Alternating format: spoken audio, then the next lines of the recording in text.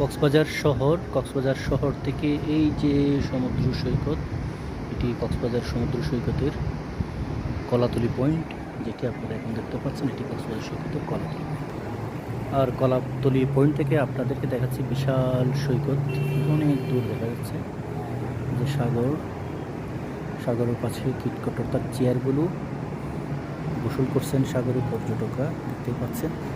বেশ কিছু পর্যটককে সাগরে দেখতে পাচ্ছেন। এটি কলাতলি পয়েন্ট, সাগরের পানি দেখতে পাচ্ছেন।